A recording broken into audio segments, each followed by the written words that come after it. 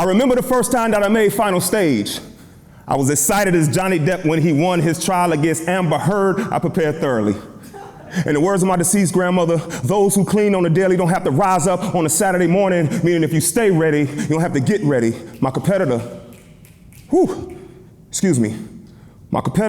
was spitting like I never heard a poet spit before. His low was a 9.4, and then a 9.7, and then a 10, and then a 10, and then another 10. This shit was literally killing me. He was hitting bar after bar with no drinks purchased. And for the first time in my life, I thought I had no chance of winning. Then the lights hit me, and I saw that I was in the biggest battle I will ever be in my life. Do you know what it's like when your heart pumps out the metaphors through the oxygen tube that is going down your throat?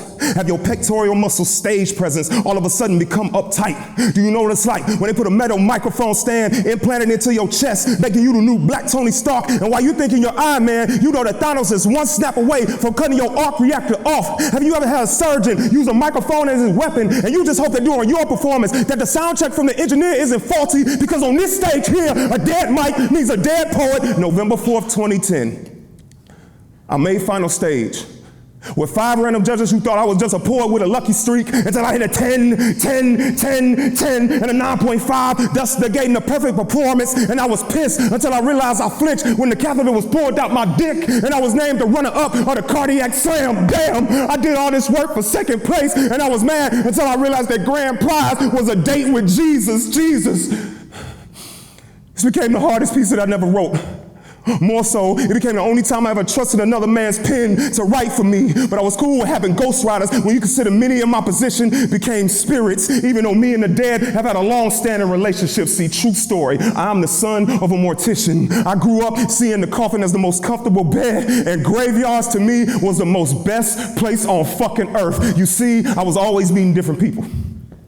The grass was always green, and hide and seek was lit as fuck. Usually I would play with these large groups that come dressed in all black, and I hide behind these big ass stones, and even on my 10 count, they still couldn't find me. But I grew up to realize that cemeteries are the biggest gardens on earth with the most seeds that never got the chance to sprout. So I promise you slam heads one thing: I will write, I will memorize, I will literally put my heart into this, because I remember a time when my heart could give nothing. And if you see me pull out my phone, just know it's not because my words aren't dialed in. I may be calling 911, because on this stage here, if my heart forgets his next line, it's a low score and a flat line. November 4th, 2010.